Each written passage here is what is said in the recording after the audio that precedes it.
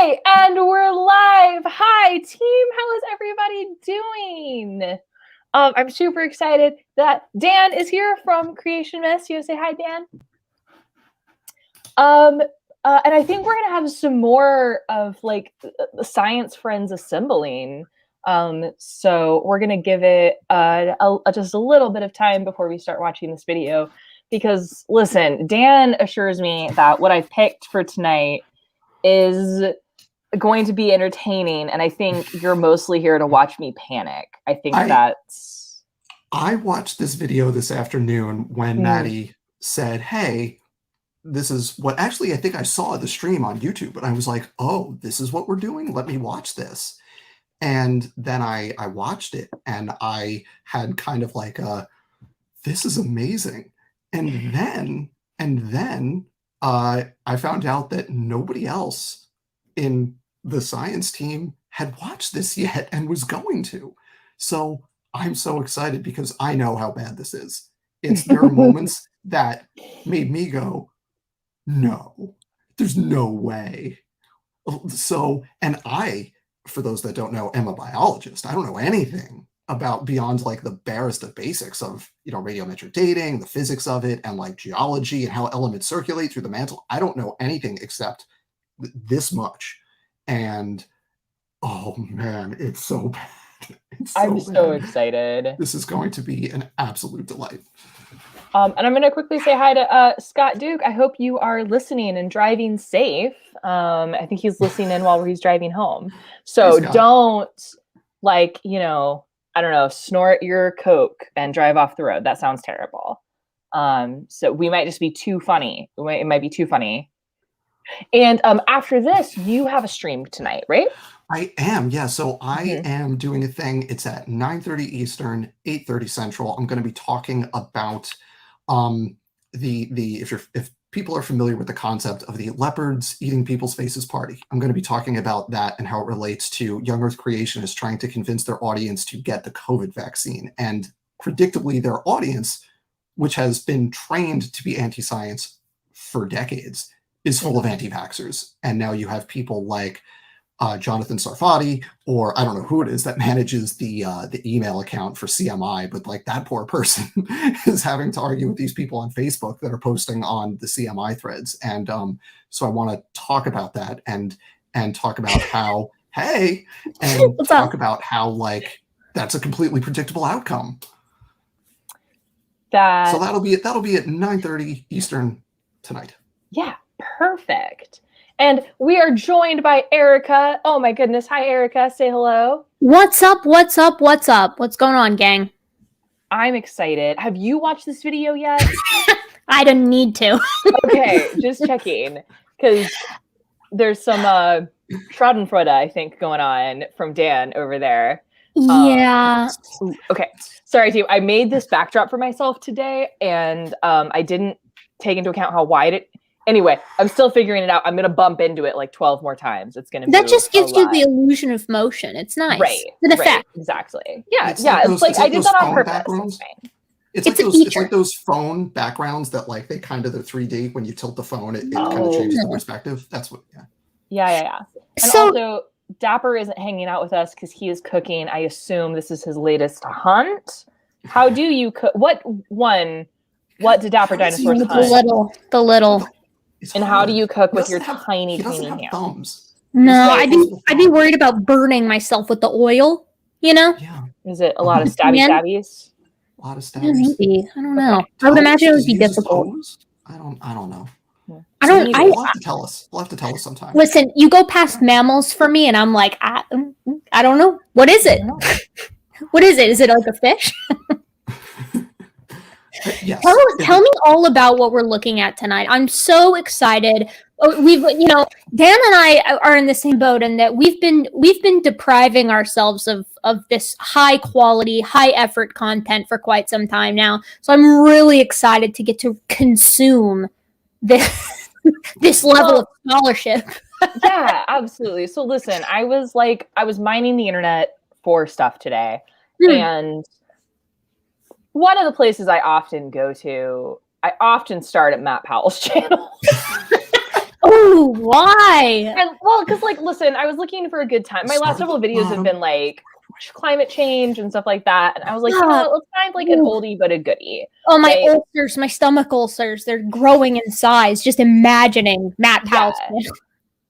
And then like this was one of his linked channels. So the channel name here is like the name is just Young Earth Creationism. That's the name. So do you know who that is? The channel. Do you know who that is? I know it's standing for truth. It's raw Matt. It's raw Matt. It's raw. This is raw Matt. This channel used to just be raw Matt. He changed the name. Okay. Yeah. So I was deceived. I was tricked. If you want some really nice, something that's just very funny to be aware of, it's this channel, Young Earth Creation, specifically pivoted because Raw Matt had a very ancient video go viral. Now, I am of the opinion that there was probably some prodding along this, maybe some emails to some church congregations, but that can neither be confirmed nor denied. And it has been confirmed for myself and many others, many of our mutuals, that the general populace is not always known for their scholarship. So it wouldn't surprise me if this had gone viral just because it was like the best movie you'll ever see on Noah's Flood. So he pivots, right? He totally pivots because it gets like 500,000 views or something like that. Rebrands to Young Earth Creationism and starts manically re-uploading everything that he and Standing have ever touched, right? Which is really funny because if you go through the catalog, this video included, all of the subsequent videos, they do under 1K, which is hysterical to me because you get Raw Matt, he'll roll into these public circles, into the marketplace of ideas. And, even start talking about how amazing his channel is, how the excellent numbers that he does and comparing to all these others. It's like, hey, pal, consistency is key here, right? Yeah. 13,000 subs and you're getting less than 1,000 views on every video. That's not a good look, friend. Yeah. Well, and so like, one of the reasons I've never done a like Standing for Truth video is because they're all like 5 hours long. And I'm like, I'm not touching that. So I got a little excited when this was like, one, it's on Radiometric dating, which is one of my favorite things to talk about. And two, it's only 5 minutes. So we'll stretch it. Well, I'm sure we'll stretch it. I believe in us.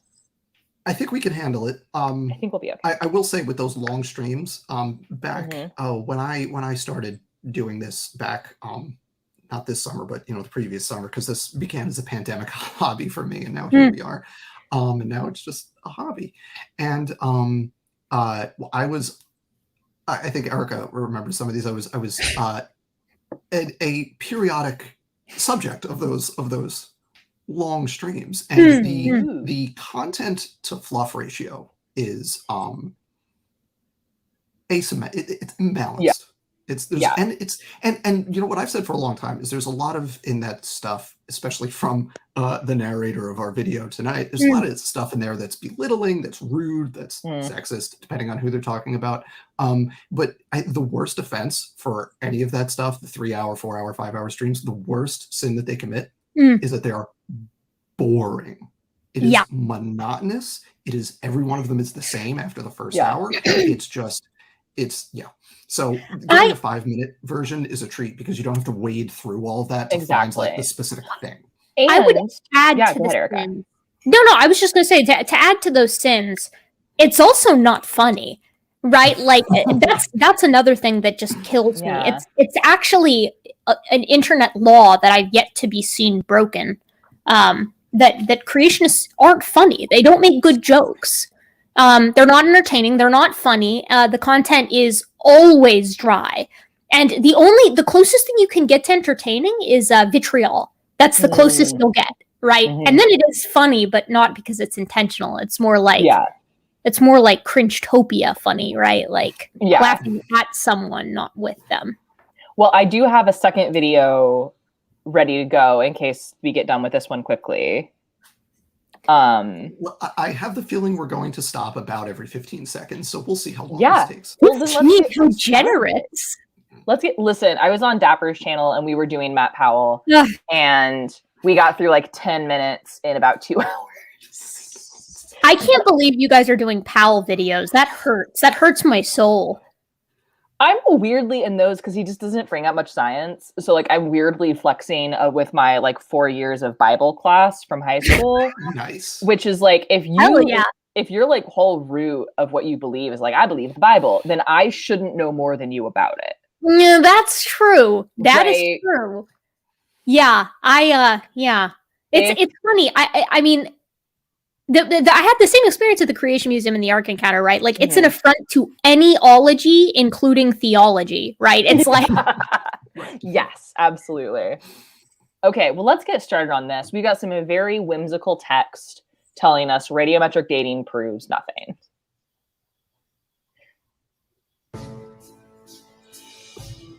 The only thing left for evolutionists to argue that the Earth is old is radiometric dating. Okay, wait a minute. That's not true. That's not true at all. That's not true at all. See, there are fields. I mean, the whole field of paleogenomics is about reconstructing phylogenies of ancient things that are way beyond the flood timeline. Like, okay, no. Add paleoecology to it, which is doing nothing but utilizing stable isotopes to reconstruct ancient habitats which suspiciously are quite ancient and suspiciously have no global flood ripping through them. Yeah, and we can talk about other like relative dating methods that like obviously they don't get to absolutes, but like crater counting is a really easy way to get to really old stuff. Ice cores, dendrochronology, coral clocks. Anything that has to do with space. Anything that has to do with space. The fact that Literally our sun anything. is like has the mass that it does and is burning at the current temperature that it is tells us how old it is, right? Deposition rates, erosion rates, anything with geology. Like we can just list things. But actually, I'm kind of glad I like paused on this this game. I have a lot to say about this.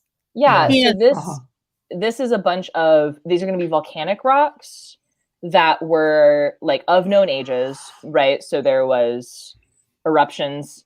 You know, we'll just assume that these like dates on the left are correct, right? For the known age, you know, that's fine.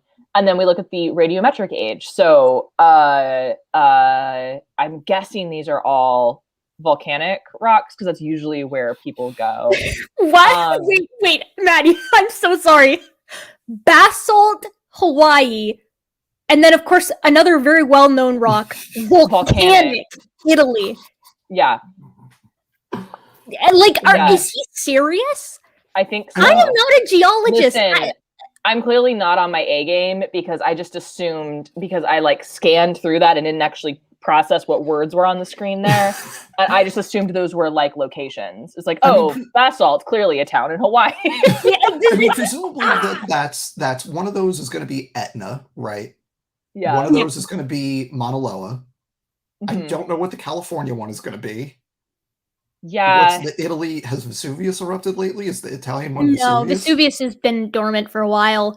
But I'm sure we're going to talk about Vesuvius in a few minutes. Sure, we'll talk about Vesuvius. Yeah. Continue though, Maddie. I'm sorry I interrupted. I really love the three types of rock: basalt, volcanic, and obsidian. Yeah, and team, like, I'm not a geologist, but these are beautiful though. So the point here is that when a volcanic rock forms, right, this is like lava that then quickly solidifies. What's going on with that rock? Cool. So pieces that go into that rock, not every single piece of it was fully melted. So this could just be, this could just be your Dairy Queen Blizzard, right? That age of that ice cream is younger. Your mint chocolate chip, your chocolate chip cookie dough. Yeah, exactly. Your pieces are older than your whole. The pieces are older than the blizzard itself, right? Who said learning wasn't fun and didn't involve ice cream? So that could be one thing that's happened. And then the other thing is that this type of rock, what would you use? Like, because you can't use uranium lead on these. Would you use potassium argon? They're using, not to spoil it, because again, I watched this afternoon. Not to spoil it, but there's a very similar table it may be in 10 seconds. I don't remember, but it's potassium argon. Okay. I think it's the same things. I think it's potassium argon. Yeah, because you can't use uranium lead because you need a very specific type of mineral for that to be the appropriate dating method. Blah blah blah. So potassium argon, the half-life of potassium to decay into argon is, I think, 1.4 million years. Is it million or billion? I know that's a large order of potassium argon. Potassium argon. Potassium argon. Up right now. I thought potassium argon was like 100,000 years. Oh, it's the potassium argon dating method. Blah blah blah blah blah. In natural, the taste is stable. It's a half-life of about it's 1.3 billion years. Ooh, wait, I know. I said 1.4 billion, and I was like, wait, that's not right. I just Googled it, and it was 1,300, and I was like, huh, that seems too low. Million years, like okay, yeah. Okay. As the resident, not as of the three people here, I am the least familiar with any of this stuff. So I want to check with the other two of you. Can you use a dating method with a half-life of 1.3 billion years to accurately record a date 36 years in the past? So the answer, the answer to that question would be. I'm trying to not hit my backdrop. Damn it! It would be a no, Dan. The answer would be no. You cannot do that. I mean, the thing I always say is it's like measuring a semi truck on a microgram scale. You can't do that. In fact, my main point, my gigantic objection to this chart, because creationists, they adore these styles of charts. Look, we've got these these recent volcanic eruptions, and look how off radiometric dating is. Sir, this is an Arby's, first of all. Second of all, I really hate to tell you this, but if your geologists are dating volcanic rock that young with any kind of radiometric method, they're incompetent. No geologist does this. That not enough parent material has decayed to get any kind of reading. Curiously, I bring this up every single freaking time because it's always relevant. Once enough parent material has decayed, and we're looking at things that are like 2,000 years old, 1,000 years old, something along those lines, right? Like, I don't know, another well-known volcanic eruption, like Mount Vesuvius, for example, and you use something like argon dating, you get it to the calendar year. Right. Like, this is insane to me. Year. To the calendar year. That's what this study says. And this study was performed in 1998. So there is absolutely no excuse for these people not knowing this. If you are dating volcanic rock using radiometric means, and that thing erupted less than 1,000 years ago, you are not going to get anything even remotely clear. You're going to get noise as your result. We're still 10 seconds into this video. I know. I can't. Listen, I'm going to be the mean one here. Ramat is not an intelligent person. Like there's a lot of ignorance going on in the gang, but Ramat has also had a lot of this explained to his face before, and it is not osmosising through, you know. And I refuse to believe that he's dishonest. I would never put that on anyone. So it's got to be some kind of something else. I don't know. Yeah. So the other thing that I'm going to point out, which is one of my new favorite things, is to nitpick like how we are presenting our information, right? So we've already talked about how volcanic Italy is clearly all of our favorite vacation spot, right? But these are all, I'm assuming, not from the same study, right?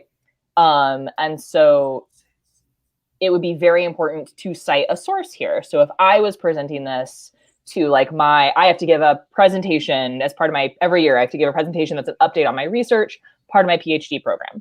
So if I was doing this, if I had made this slide for my seminar, right, every single one of those studies would have to have its own citation, also probably presented on the slide, or at the absolute worst, in a slide at the very end. But it really has to be present, and I would at the very least have the shorthand notation for it on the slide. Yeah. So year journal. Exactly. Yeah. So and so in year.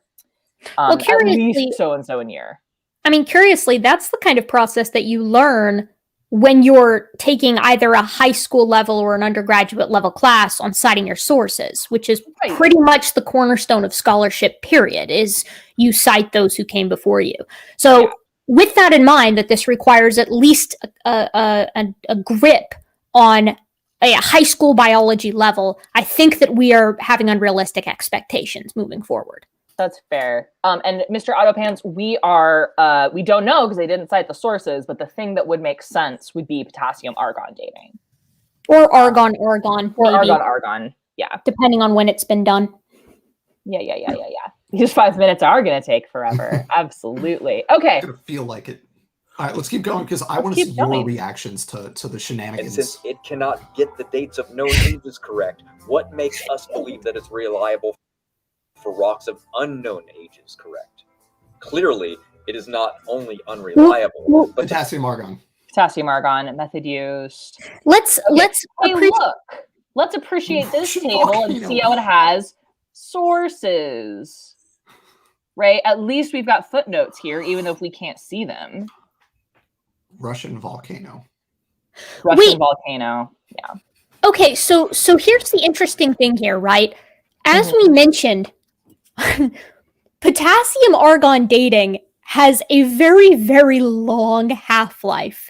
And when I mentioned previously that you can date certain kinds of volcanic rock that have erupted somewhat recently, like a couple thousand years, it's always argon-argon. So look over to the method used over here. They're using potassium-argon on 1900 years, 24,000 years, 3,300 years, 10,000 years max, whatever that means, and then 200 years respectively. So now they've got this great opportunity. Whoever composed this chart has this excellent opportunity to say, boy, 24,000 years, we could really show that radiometric dating is dumb if we used the correct method, argon-argon dating, and showed that it failed. But instead, we're still using the wrong method. Mm-hmm. Also, notice one of the methods used is helium. I don't know what they mean by helium dating because it's got to be the diffusion. It's going to be that helium diffusion thing. Yeah, it's not radiometric. Yeah. So team diffusion. So you can use the amount of alpha particles or helium nuclei in something that is radioactive, that's alpha decaying over a long period of time. That the amount of helium that's there. So you can calculate like how many alpha particles would have been emitted in the last however many years. I got distracted trying to read the chat. That was a terrible plan. I do that too. It's not good. I do the same thing. Yeah, so it's so what that helium diffusion is very heat dependent. So that helium is going to diffuse out. So how much helium is currently present versus how much has emitted tells you about the diffusion rate, which tells you about the heat. So the thermal history of the rock. But that's not how you date how old it is. So also because heating it will go ahead and then because I have a question about that. I think is it like annealing for fission tracks? It's that heating the rock messes with the helium. So like if you don't know the history of it geologically, then you can't use helium reliably at all. Well, and that's why all of the creationist fission track studies come from thermally tumultuous locations, places like Fenton Hills, where these are locations whose history is known to be very, very again, tumultuous, just because it's heating, cooling. Lots of different volcanic activities going on here, ruining our ability to use helium diffusion or fission tracks as a means to gauge any kind of age. But known age from historical or archaeological data. Someone tell me what archaeological data we're using to get a Russian volcano's age of 24,000 years. What archaeology are we pulling from that? Okay, so anthropologically speaking, what the heck is going on here, guys? Yeah. You know where that number actually came from then, right? It's from radiometric dating. Like, it's just a different means, probably a correct methodology of radiometric dating that we're getting that 24,000 years.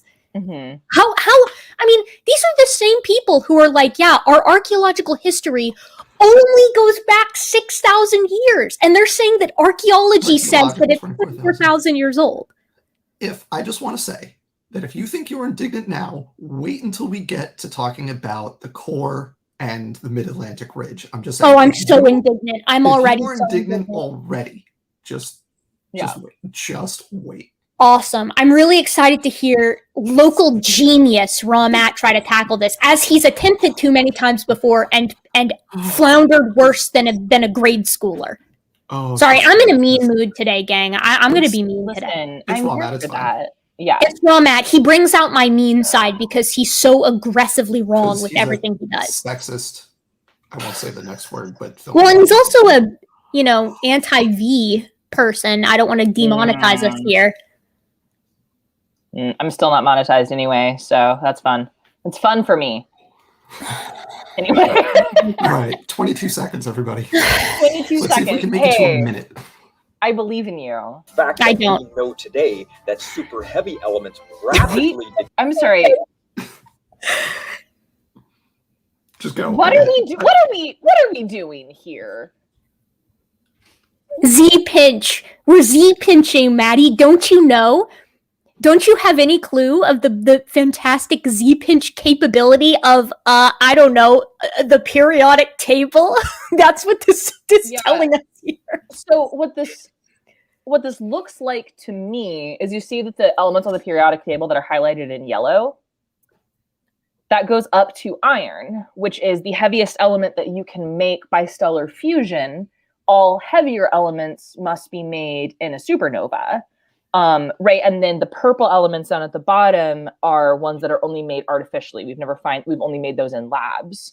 So I don't know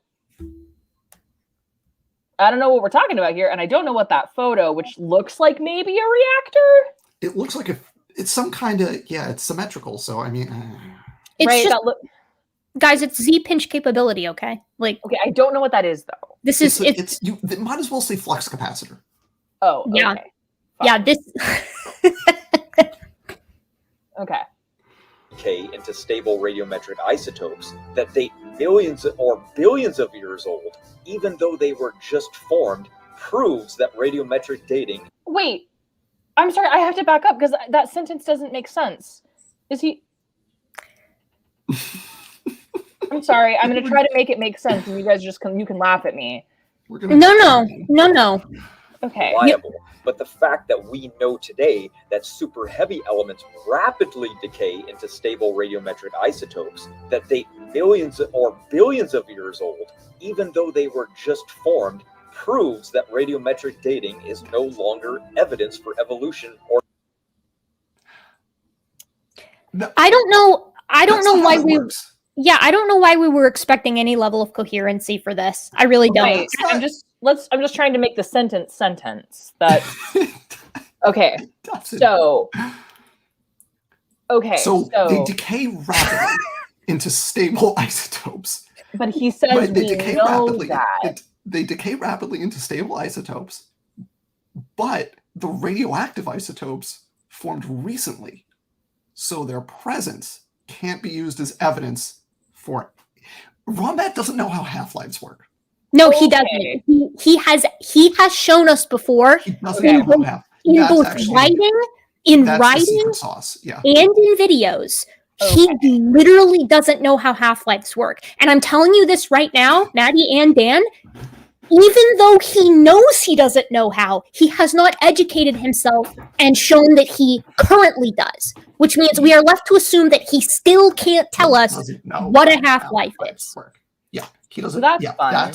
That's the secret sauce underlying the last 10 seconds is he doesn't know how half-lives work. Okay. Yeah, but he's solved radiometric dating, Dan. He's overturned evolution. I mean, thank God for the top brass like this. Thank God. I think what he's trying to say, excuse me while I make my brain do somersaults. I think what he's trying to say is that his position is that the stable isotope, so radioactive things in the past decayed rapidly to the state that we see them today.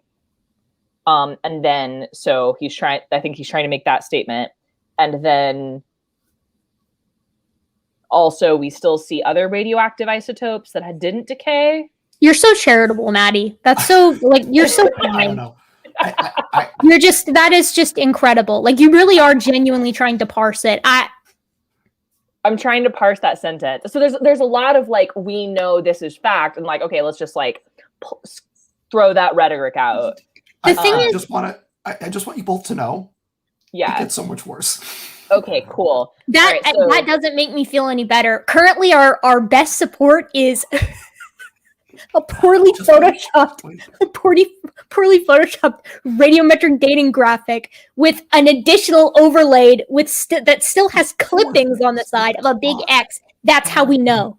Yeah, it doesn't work. All right. Let's keep going. Let's see. Oh, also there was somebody mentioned that like uranium-235 or uranium-237 is naturally occurring in that other zone. I thought uranium was going to be not in the only made in lab zone, but like it should be in the pink zone. It should be in the pink zone because that is naturally occurring. You do need a supernova to make it, but anyway. Yeah. Scott, like that's a really good stance. Scott Duke here. I don't do radiometric dating unless I have a radiometric chaperone. I mean, like really safety first, right? Yeah. Like absolutely. I mean, Eric and I had teen pregnancy. Yeah, you got to leave room for a hazmat suit in between the two of you. Yeah, exactly. Okay. Right. Oh, too much pink energy is dangerous, Dapper. That's really a Power Rangers quote that I learned. I'm very proud of myself. Or anything else for that matter. It doesn't matter how consistent their decay rates become after it cools, because the early stages of their formation have shown us that they actually form rapidly. Okay. So he's insinuating that heat causes accelerated decay. That is not true. So I would need to see your data there. It will. Later in the video, he says the opposite, that it doesn't start to decay until it cools down. Oh, okay. Well, that's fun. So, guys, this is mean of us. It's very. I promise this is why I don't feel it's mean, Erica. Because anytime I pick a video to debunk like this, I'm actually very careful with what channel I pull it from, right? And so if you're spreading pseudoscience and your channel has an order of magnitude more subscribers than me, I'm punching up. Right? I guess the way that it feels mean, it feels like, okay, so Dan's got his PhD. Me and Maddie are both PhD students. Maddie's ahead of me by quite a bit.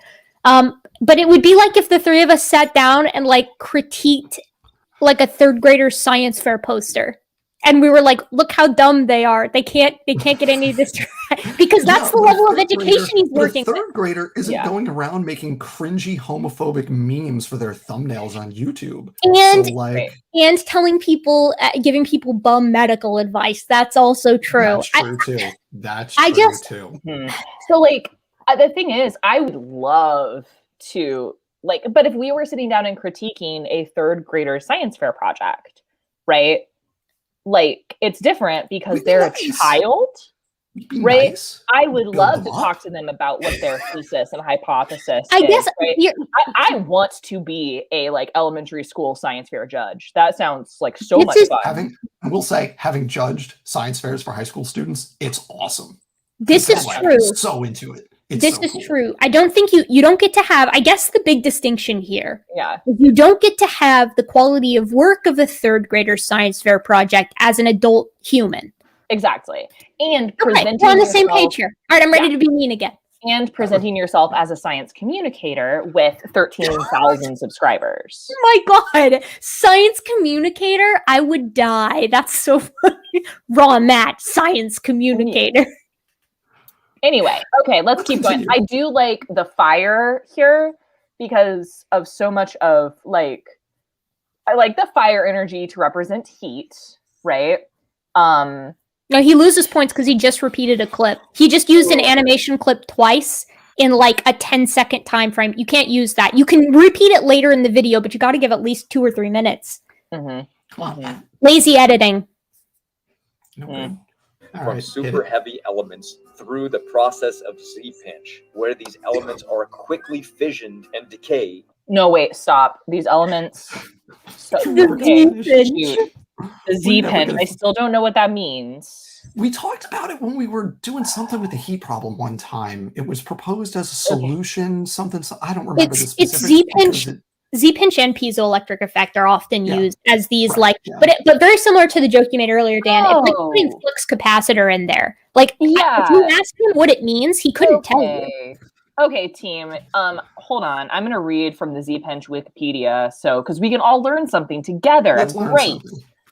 In fusion power research, the Z-pinch is a type of plasma confinement system that uses an electric current in the plasma to generate a magnetic field that compresses it. So this makes sense to me. So, team, the problem with fusion, right, is fusion technology is super easy. We know how to do it. We have a sun. We don't know how to do fusion in something not the size and heat of the sun, right?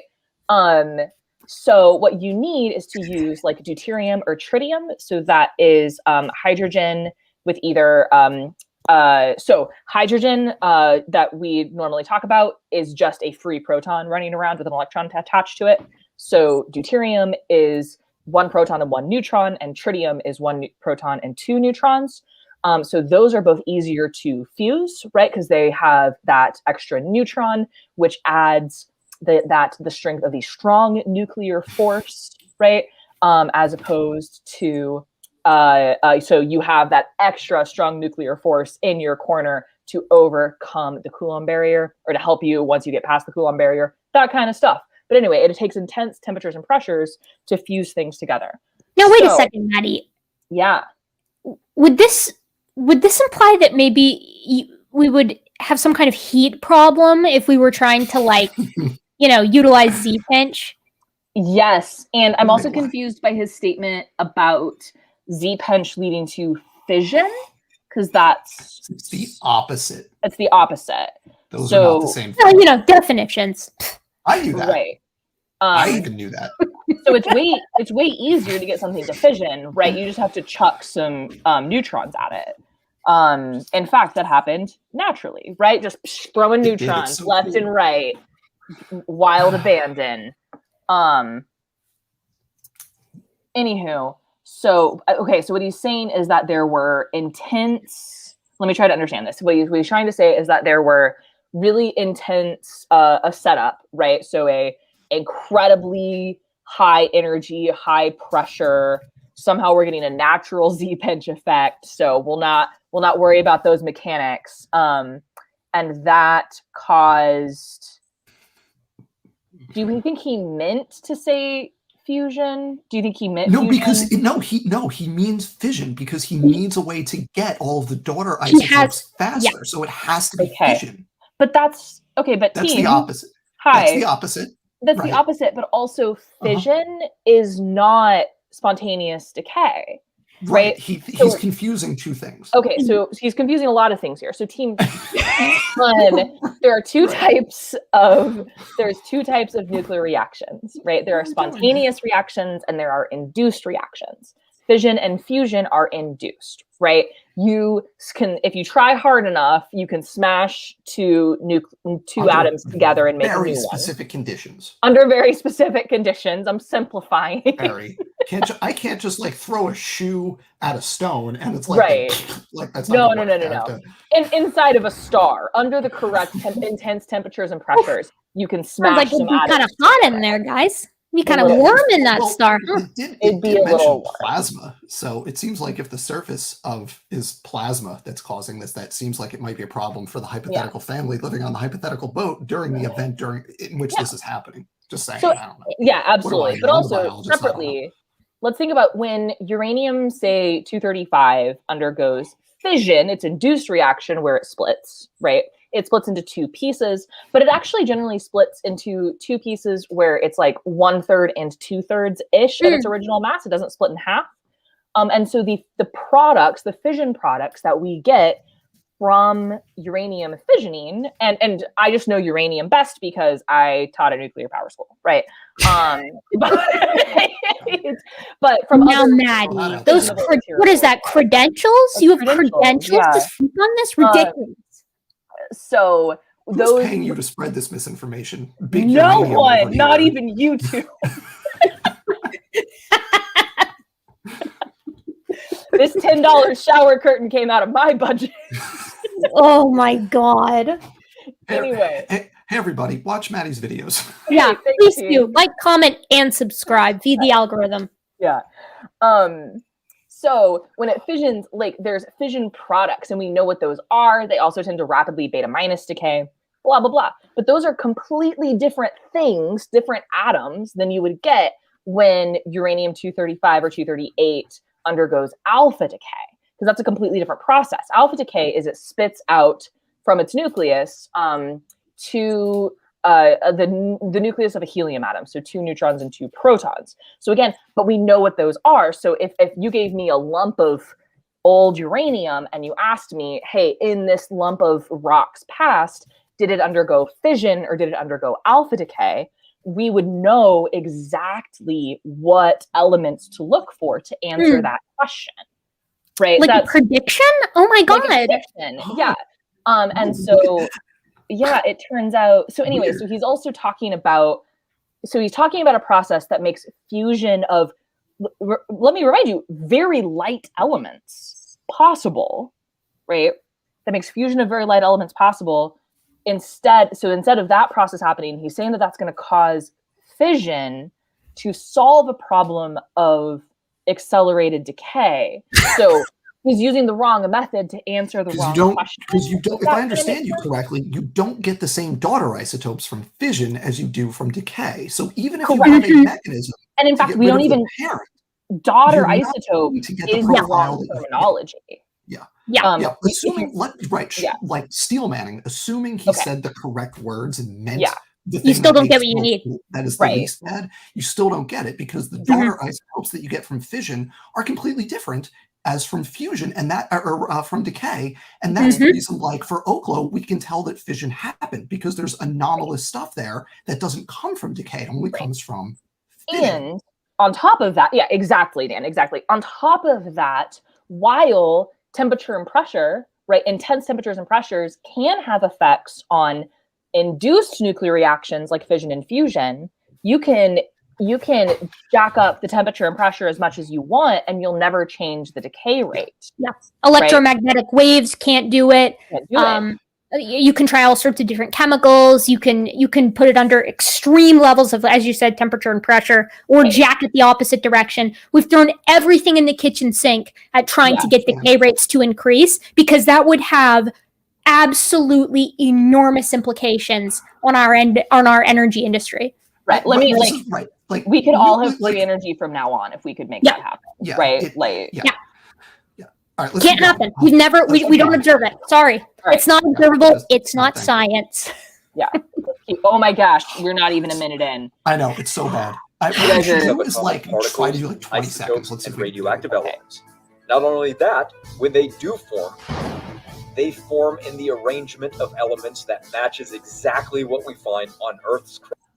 So, by the way, this is a very fun graph. This is the relative abundance of different elements based off of number. Notice that we preferentially choose even numbers over odd numbers because those are all formed by fusion, and it's easier to fuse even numbered things. 2, notice the spike of iron because that's the heaviest thing that you can make by normal stellar fusion. Everything to the right of iron needs a supernova. Okay. I don't know what he's saying at this point, but I do like this graph. Trust today. Observed at the Proton 21 laboratories in Ukraine. Oh my Evolutionists claim that the Earth's radioactive elements came from material that evolved inside No! The Proton 21 lab? Guys, the Proton 21 lab is an apartment. It's a guy's apartment. And it shut down years ago. Oh no. Oh no. Not the Proton 21 lab. Where's Brainbug? Brainbug would love this. Brainbug.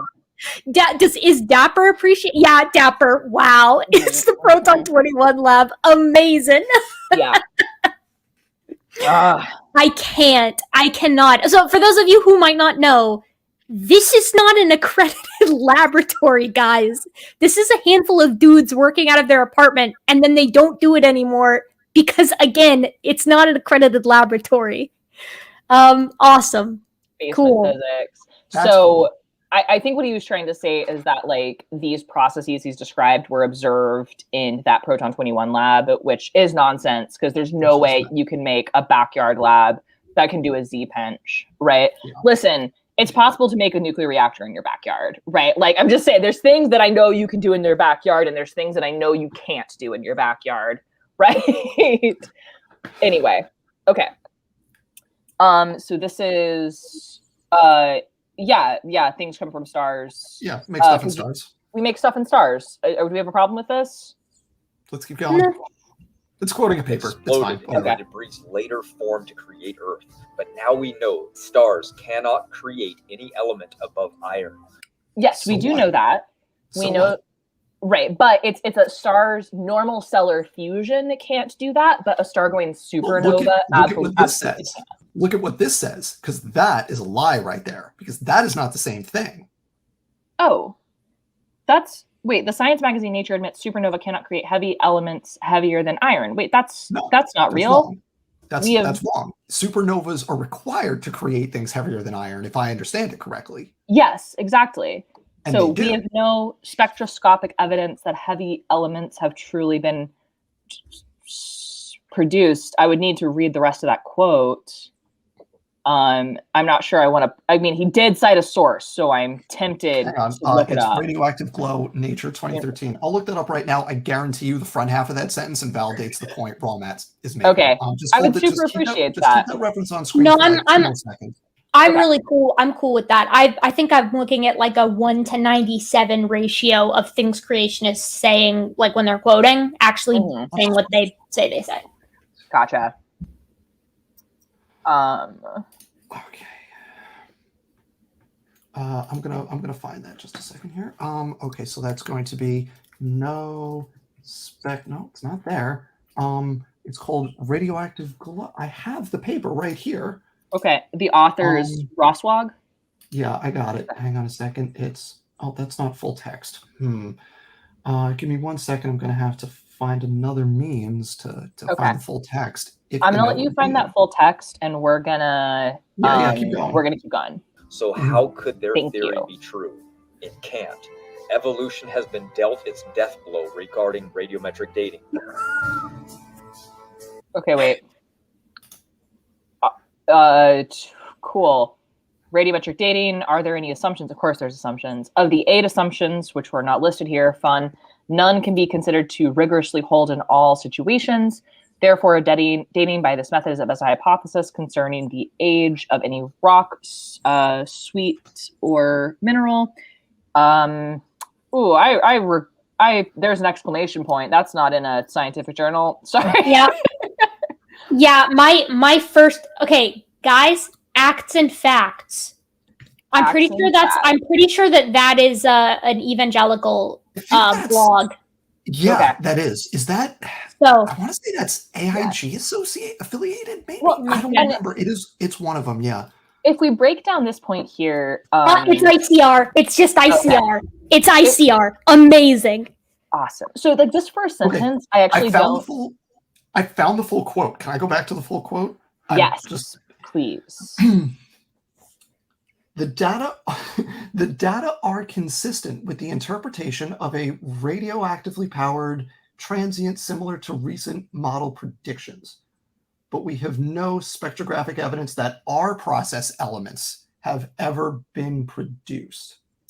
Oh, that's not the quote that he showed. That's not the quote at all. That's a different quote. That's not. Do you guys ever wonder why he types this shit up and puts it on a PowerPoint instead of actually taking a screen grab of? Because that's not the same thing that he wrote. No, it's missing that specific R process. R process, and I don't know what R process is off the top of my head, but that's going to be like a specific like chain of reactions. I mean, I'll say it. Like this is just like classic weasel nonsense. Is what Neutron this capture, is. rapid neutron capture. That's our here? process. Oh. It's further along. It's a little. It was close to what. There it is. No, next maybe. Next one. It was very soon. Create Earth, but now we know stars cannot create any elements it's the next above thing, I iron. think. So how could there we There go? you go. Heavy. That- He replaced our process with heavy. Heavy. That's okay. That's not the same. Oh, that is dishonest as same. hell. You weasel. Yeah. Our process is the rapid neutron capture process. It's a specific way of starting with a lighter element, capturing a neutron, and increasing the mass. Not the atomic number, but the mass. Right? Well, and if you capture that neutron, it increases the likelihood it's going to beta minus decay into a new element. Yeah. But that is so dishonest that he not just cut out the first half of the sentence, but then he replaced our process with heavy. Yeah. This is weasel behavior, is what it is. Yeah, that's. I mean, it's really it's very typical. It's on the outer range of typical, but that's still within the error bars for like young Earth sighting things. It is. Yeah, it is. Yeah. It's like if you so like it takes a lot of like of your own. Let's just go with hubris to let's say like read a paper and not know what this word is, right? I don't know what our process means. Fair. 30 seconds ago, I didn't know what our process was off the top of my head, right? Like I didn't know it. But what really strikes me of the hubris there is, so I don't know what this means, so I'm just going to say it means something that it doesn't, right? Like you could have chosen to just leave in the quote as written, right? But you chose to take something out that like you didn't understand. And again, no shame for not understanding the thing. Oh gosh, no. Shame for like pulling that and replacing it with something that's like very deceptive, right? Yeah, that's the whole point of this, right? Is that it's like the reason why we as individuals appeal to one another's fields of specialty is because we're not experts in those. Right? And that's why, and I'll speak for myself here, but it's like if I'm talking about something that I don't know very well, I'm Googling the simplest terms because I really, really, really want to make sure I don't botch them, right? Like, that's and that's like, so now I'm TAing the like master's students' first grad class in meteorology, right? And I kind of like doing it because my bachelor's degree isn't in meteorology. It's like in math and geophysics. Yeah. And so I came into a meteorology grad program and like people kept throwing around acronyms like SLP and like blah, blah, blah. I mean, sea level pressure, right?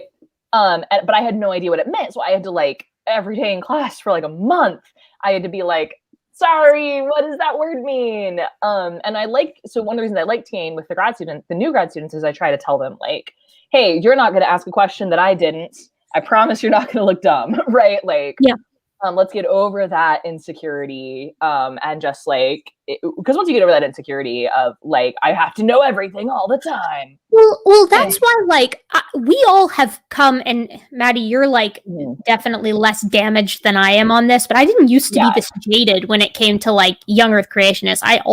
Back in the day, I always assumed benefit of the doubt and thought, you know what, it's possible that they just don't know any better. And everyone has been in the position where they don't know any better. That's okay. That's how we learn. That's the beauty of the process.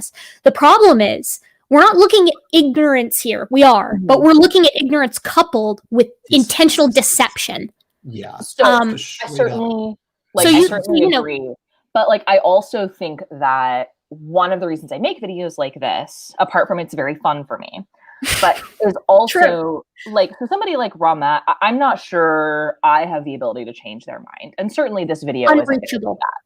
Unreachable. But if I try to be kind and charitable, you know, I'm not always successful, but I try to be that, then maybe someone some young pup who is into the science, right, and maybe hasn't had the education and doesn't realize how dishonest some of these statements are, right? So like, I don't want to be off-putting to them. I'm really, you know, sometimes I do make fun of people, but that's my job. I'll be the off-putting one. I'm in a mean mood today anyway, so. I want to make sure because I have to leave in about half an hour. Yeah. I want to make sure that I get to see your faces when Rawmat explains the distribution of elements between the mantle and the core. So let's keep going because I want to see your faces. All right, we'll get to it. Sorry, I want to mention one quick thing about this statement that's on screen, which says, of whatever these 8 assumptions are for radiometric dating, none can be considered to rigorously hold in all situations. Absolutely true.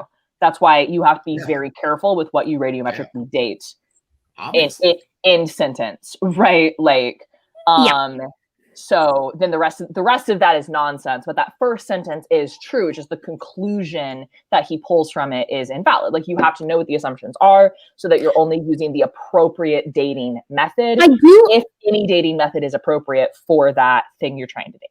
I do think, I mean, decay rates, that's a physics law, right? Mm-hmm. Like, I think that's fairly safe to, I think of the assumptions that we make, right? Right. A law in physics is a fair one, is it not?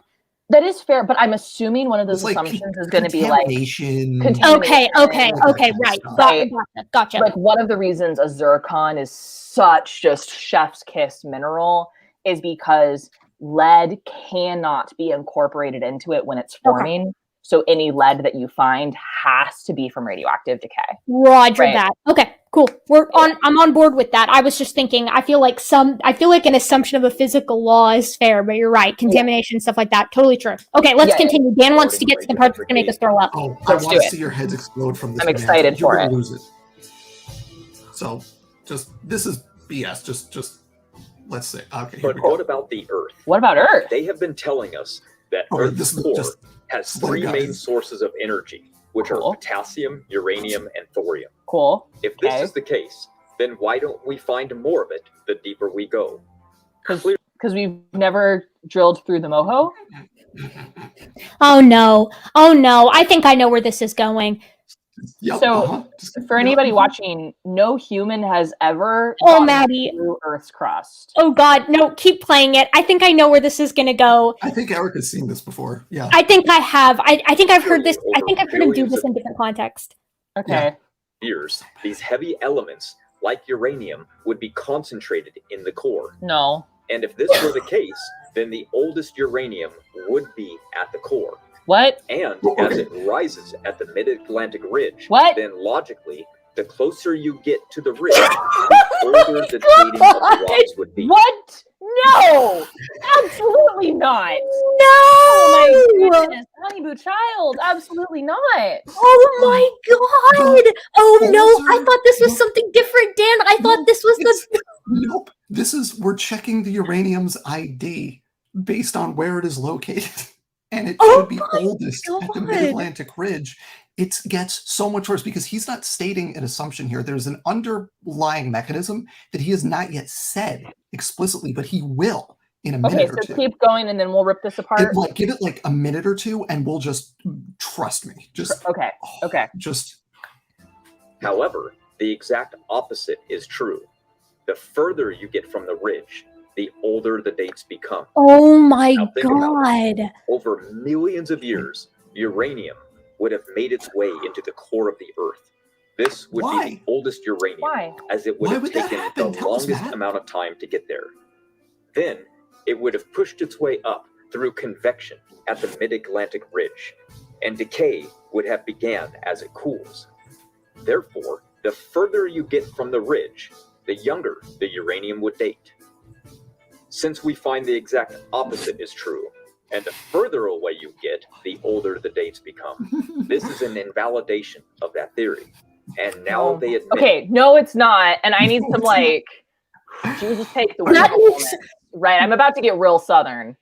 That's... Okay. Sorry, I needed a break. I need to take a drink. I just need to... Can I just That ask? Criminally There's an stupid. There's an underlying mechanism that he has not yet stated, but did you catch what it is that he is assuming happens to elements? It has to be one, he has to assume that elements are continuously being made by the Earth. I'm looking at. No. It's that. I think it's that when they're hot in the core, they're not doing any decay, and then as they cool, it starts, right? Okay.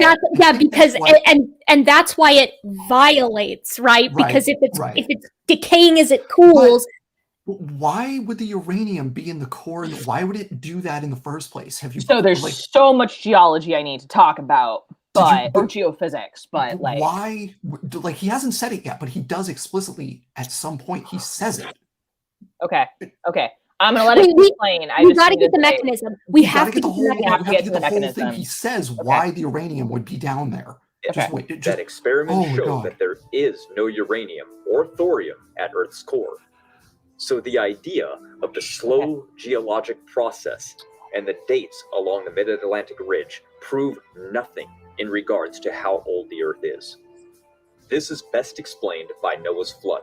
Is it? As Why? when the fountains of the Great Deep broke forth and opened at this location, the water currents pushed away from these radioactive elements, which settled into the newly formed rock layers. Right. This also explains why. Wait! Hold on. Did he just say that the flood pushed the radioactive elements outward from their breaking points? This is the McQueen Oklo thing, isn't it? Where they just happen to settle in the right places. They're over there, but they're not over there. Okay, cool. Right. Mm-hmm. Okay. We still don't have a mechanism, though, right? We still don't have a mechanism. We gotta explain why this would happen. Heavy so let's get to it. Uranium and then, we go back, are on the crust of the Earth and not deep within the mantle. It also explains why lower rocks in the crust of the Earth date older than on top, since radioactive elements are dated older, have more atomic weight. So we see uranium, which dates the oldest, in the lower levels because it weighs more. And the lighter elements on the top, which date much younger. More. Because it weighs more? Is that the mechanism? Because it weighs more, so it sinks. So that's why all the uranium is in the core. I see. It's heavier. Hey, so I know we just did 2 minutes, but that's a whole thing because he gives the mechanism at the end, which is banana pants. Like, you start with the mechanism and then go from, but he gives the mechanism right at the end, right? Okay. Have fun with that. Okay. So first, can I just addressing Raw Matt? You're a child, right? Like this level of reasoning is so beyond me and betrays such a lack of due diligence with understanding the concepts that you seek to overturn. That you've actually outdone yourself. Well done. You've outdone yourself. So I'm just gonna start with why the way Raw Matt views just like that third grade slice of the earth, core, mantle, crust. We're going to start there because he got some things wrong. Can I suggest that we now go back a minute and a half to the beginning of that cluster and kind of work our way forward so we can now relive that why do we want to relive it? We can kind of relive it in slow motion now because with the mechanism in mind. With our known mechanism in mind about why it is that we've got these nice heavy elements in the core. Right? Uranium is heavy, therefore it sinks. Let's start there. So I want to start before I click play with just team. We have the Earth's interior is made of different layers. We live on the crust. Below us is the mantle. The mantle is where we have to start. Made of silicate material. Actually, you know, Matt, what I'm going to do is I'm going to say now that we've gotten through the meat of that, I'm going to say have fun with that. Okay. The two of you. I'm going to be watching, and then I'm going to start my thing at 9:30, or maybe I'll go late if you go. Whatever, it's all good. And please drop the link to your video in chat. I think you're a mod, and I'll try to. I don't know. I might be able to pin it. I don't know. Either way, it's all good. So I'll stick it over there. And thank you for having me on. It's always a pleasure. And I'm so glad we got to. That was wow. Have a great night, everybody. I'm going to be talking about creationists and anti-vaxxers at some point in the next 30 to 60 minutes. Yeah. So team. Yeah. Night. So head over to Dan's channel once you're done here. I'm actually I think we should try to wrap up in time for everybody to hit Dan's video. So let's parse through this, Erica. Let's parse through this whole logic. I think that's going to be good. Yeah, I'd love to go support Dan and hop in the stream if I can for a minute. But like, yeah. Can we talk about this? Yeah. Can we talk about the idea too that like the elements are organized by strata? Right. Yeah. So that's bonkers. So let's get to that in a second. Yeah, the kernel of truth in everything he was saying, the little kernel of truth, is that it is true that like the core, Earth's core, is made of iron and nickel because that's the heaviest, right? That's much heavier than the silicate material that floats on top of the mantle and the crust. The reason for that is because when Earth formed, it would have been completely liquid. So you do get density sorting when we're in a liquid state. Yeah, during like earlier than the Hadean, right? Like we're talking about like before the bombardment. This is happening, right? Like, this principle doesn't hold. Right. This is greater than 4.2 billion years ago. Is when this exactly. Yes. Okay. So the second he made a statement early on that was like indicating that we had like looked at the mantle, right? Yeah. No one's ever dug into the mantle. We've never gotten through the Earth's crust. It would be impossible. No, I mean in order to actually drill that deep, we would have to be advanced to a degree that we're not, just due to like the structurally how that would work. Exactly. So we do not collapse have the technology to do that. Okay, right? Cool. So we've never, and that boundary is called the MOHO. We've never hit the MOHO. So how do we know what the interior of the Earth looks like? The answer to that is seismic waves. Mm-hmm. And so we know how fast different types of seismic waves would travel through different materials. Right. So we can understand what the makeup of the Earth would be based off of like the speed of sound in different materials. So cool. That's how we know that. Let's just put that on the table. There does exist radioactive elements in the mantle and in the core. And those are radioactively decaying, adding heat to the system, but you can consider that to be well mixed. So it's back to ice cream. It's a blizzard, not a sundae. It's all mixed together. It's not just seen on top. Or like a milkshake, right? Like it's just super churned in there. Exactly. So you can think of it as it's homogeneous. I was just trying to think of the non-science word for homogeneous. It's like a milkshake, you know? Yeah. I like that better. It's like a milkshake. Okay. And yes, radioactive material, and it is true. We do get convection in the mantle. That's real life. We do get that.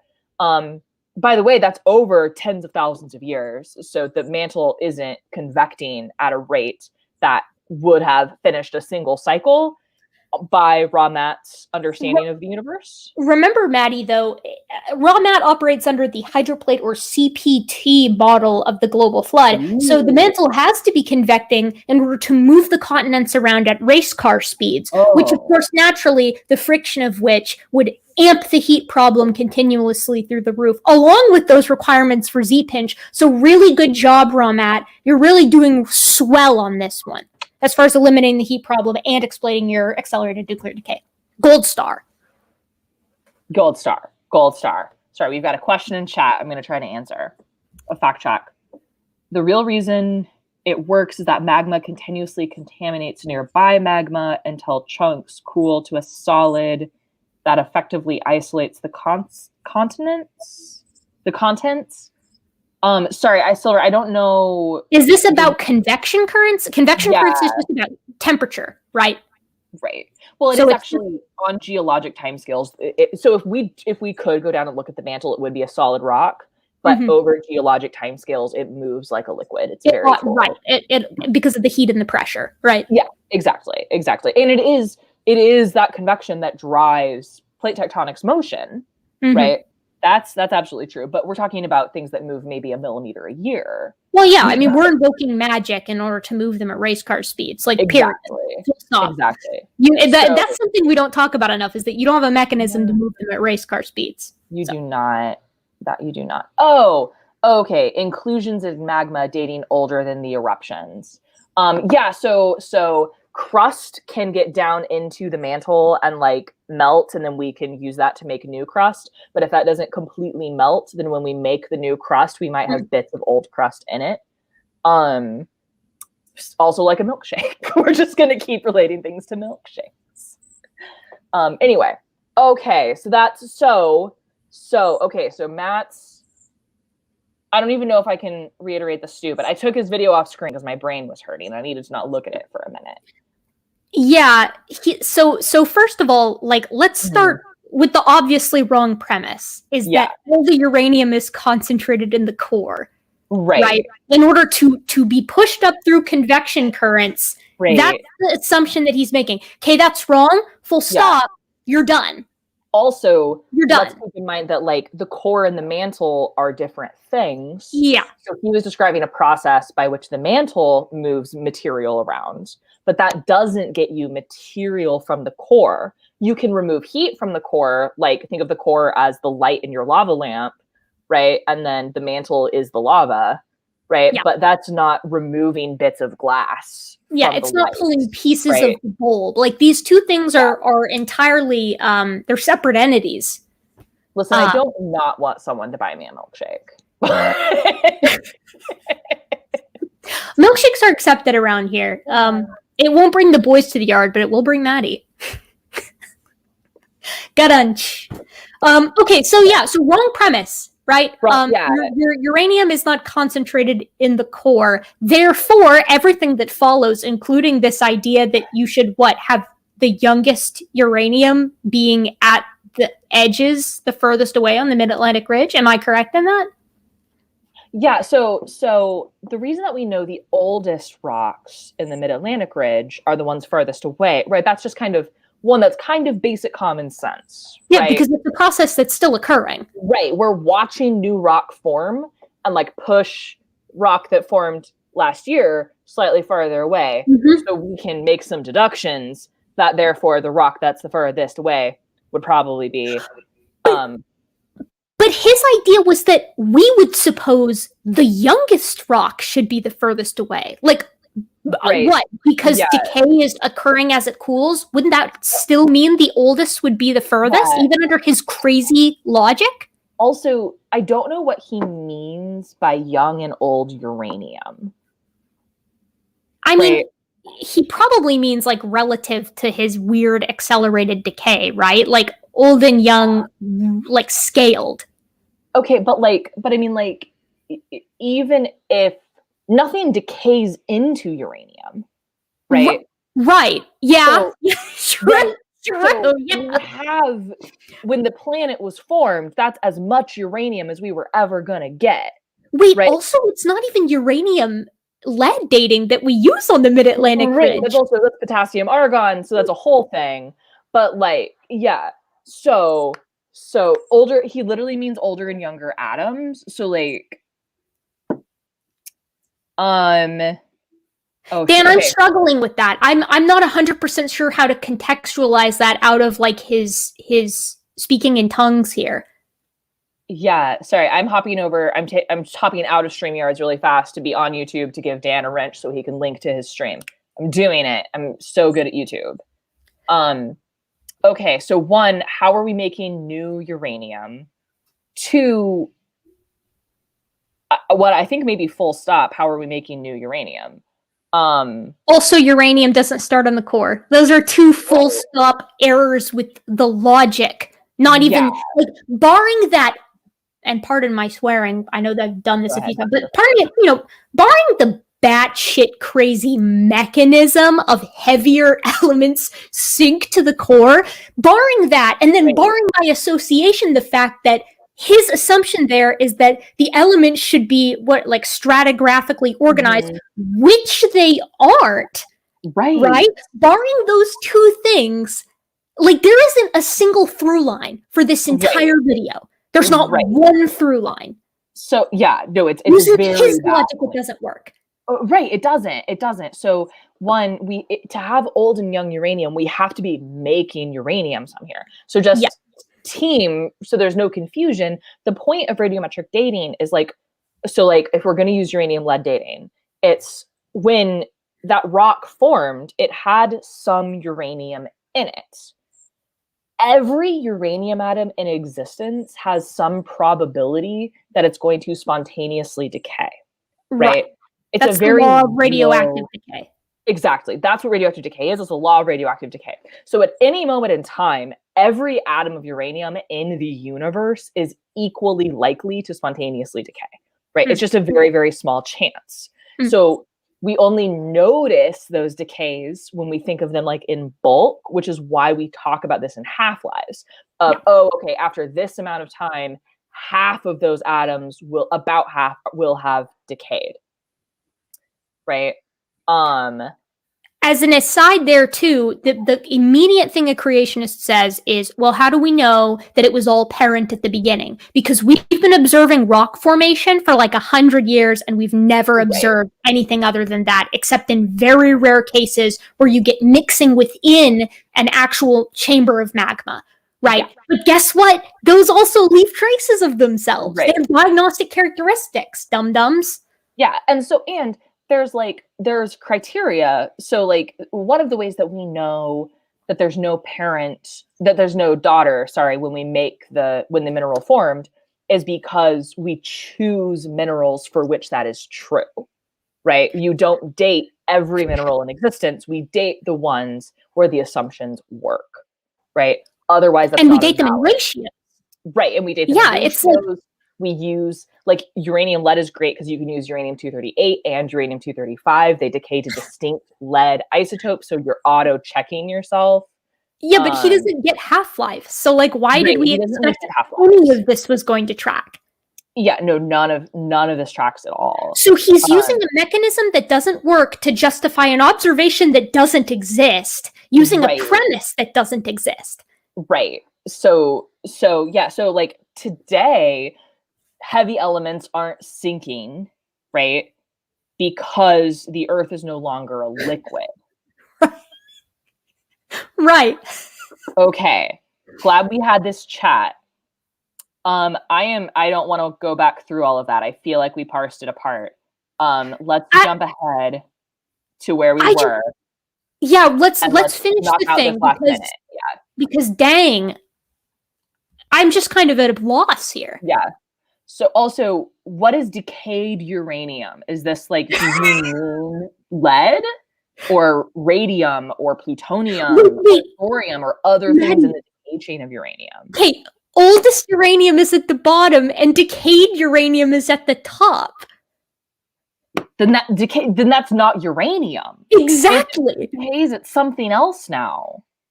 What is he talking about? I don't know. Okay, all right. Okay, let's play. Top, since radioactive elements are dated older, have more atomic weight. So we see uranium, which dates the oldest, in the...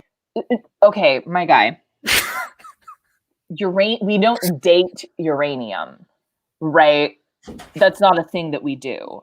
We use uranium in things, in rocks and minerals, to understand how old the rock is, not how old the uranium is. The uranium, like, I don't know, like the uranium that's in our solar system that's on Earth comes from multiple different stellar, like supernova events, right? So how old is the uranium? We have no way of knowing how old any individual atom is. I mean, like, I also hate to go all debate, bro, but this is also why Ramat is too cowardly to debate, because if he had a conversation with anybody who was conscious in high school, he would get completely annihilated. Yeah. So last time I was on Dapper Dino's channel and we were reviewing a Matt Powell video, I suggested that perhaps we should raise money and send Matt Powell to we'll pay for him to take a rhetoric class, right? So that he doesn't need that. Yeah, he really does. And I feel like Ramat, like, let's just start because listen, we don't even need to get to the science parts yet, right? We don't even need to get to there. All I want from you, my friends, is for you to be able to construct a sentence that I don't have to spend half an hour piecing apart to try to understand what you meant.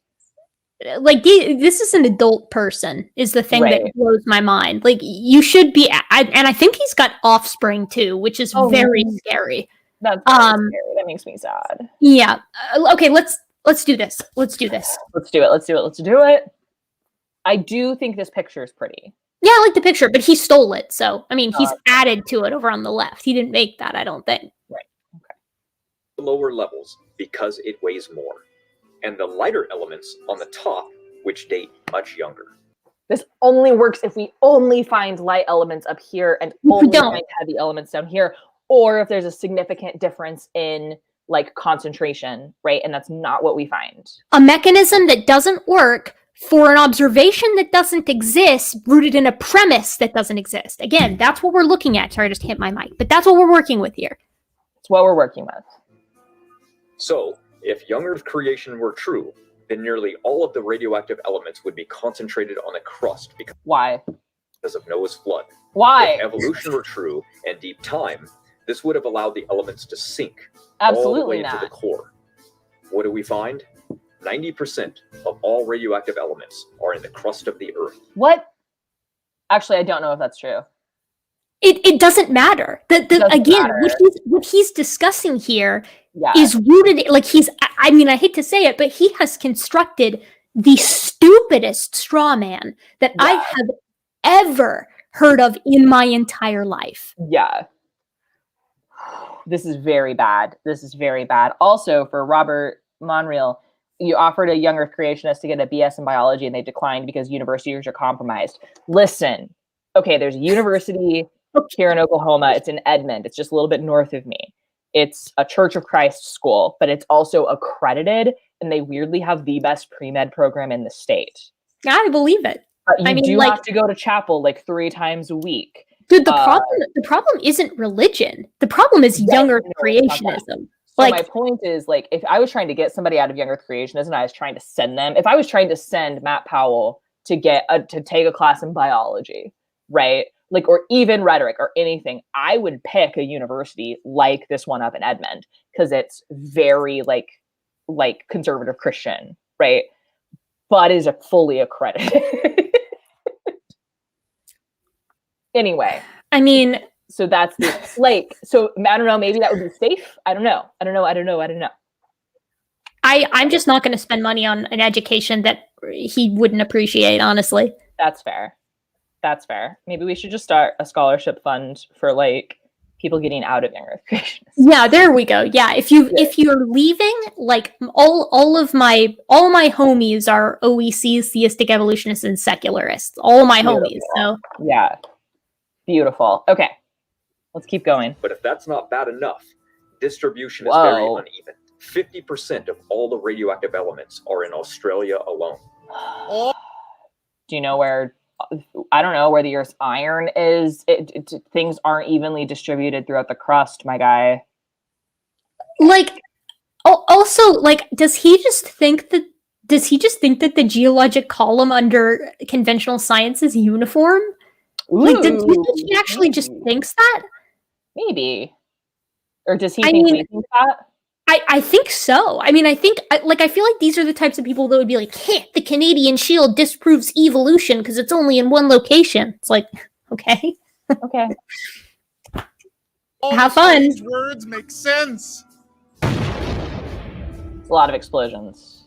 That's how my head feels right now. You see, Charles Lyell was a lawyer from England and a novice geologist, and he made up the geologic column that we have today. He did this with the intent of removing the biblical science from the education system. He literally made geology, right? Like, Lyell's Principles of Geology is the first geology book. That would be like saying Gregor Mendel is a novice geneticist before genetics existed. That is asinine. Well, and here's the thing, team, right, is that whatever any individual scientist's personal beliefs are actually has no bearing on whether or not they're right. You know what I mean? I honestly, I can't. Like, this, the funny thing is that the young Earth creationists are the only ones out here who are trying to pretend like it's like science versus religion, and then every other religious person is like, like, a ton of us work in science, a ton of us work with, secularists or whatever, and I have people in my I guess I would be, I don't know, I'm an agnostic, so maybe that makes me a secularist, but like I have colleagues who are religious and we get along great because they're not young or creationists and we all love science. It's like this is such a dumb dichotomy that just isn't accurate. Like what I happen to believe about like God or religion has nothing to do with Arctic sea ice. You know what I mean? Like it literally doesn't. I don't know how to parse this. It's so weird. Yeah, it's so weird. All right, so we've only got a few minutes before Dan's stream is scheduled to start. So let's just play these 30 seconds out and then we can react and then we can go join Dan. Yeah. Perfect. And it worked perfectly. It worked. Even though he made the entire thing up and he made it up. And Darwin took his work and expanded on it. The entire thing is based on a lie. Why is there an Australopithecine down there? I have no idea. That was also to create. Okay, there's literally no more content. It's going to be really dramatic music. Yeah, let's call it. I'm also sweating a whole lot because my fan's not on, and so like I'm excited for your stream. Sorry, I was responding to Dan in the chat. Maybe I should have said that out loud. So once your stream starts, I get to go inside and turn these lights off. Ooh. Yeah, that was something else. I can't wait to signal boost this one. This is gonna, I am sure, as someone in the chat, I think it was Mr. Wilford mentioned earlier, it might have been Dapper. Someone in the chat was like, can't wait to see the 8-hour retaliation stream. It's like, yeah, probably. I mean, as far as I know, this is like, YouTube is like their main job. Okay. Yeah, it's not their hobby. Yeah, okay. Like, sure. I mean, I didn't know that you could be your main job. No. I just didn't know that you could have YouTube as your main job with 13,000 subscribers. I just didn't know that was possible.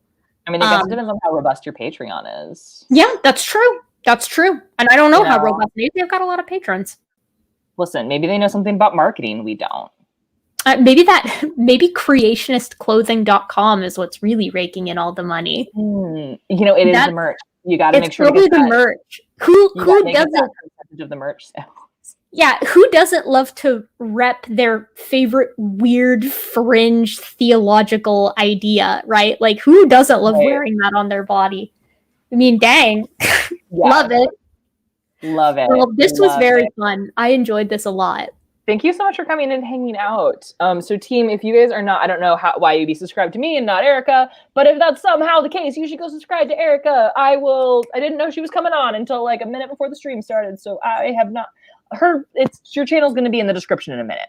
It's fine. Don't even worry about it. I didn't know I was going to be on either. I didn't think, I wasn't sure that I was going to have time, and then I was like, oh my gosh, like I have time. I'm definitely hopping in. So this is just like, I love this topic. It's such a hard one for them. And it's kind of like, I mean, I get a petty thrill from watching the gymnastics going on here. And like, meanwhile, the real world is just kind of chugging along, minding its own business, finding oil, radiometric. Yeah, finding oil, doing things. So I think next week I have another stream from this channel that I want to review where they do math to solve the heat problem. And I'm good at math.